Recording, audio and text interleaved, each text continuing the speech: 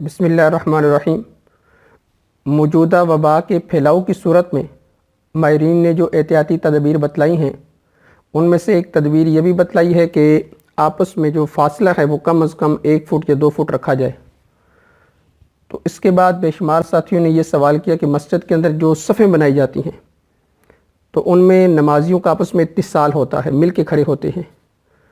تو اگر احتیاطی تدبیر پر عمل کیا جائے تو ظاہر بات ہے کہ ایک نمازی کا دوسرے نمازی کے ساتھ جو فاصلہ ہوگا وہ کم از کم 1 فٹ یا 2 فٹ ہوگا۔ تو کیا ایسی صورت میں نماز ہو جاتی ہے؟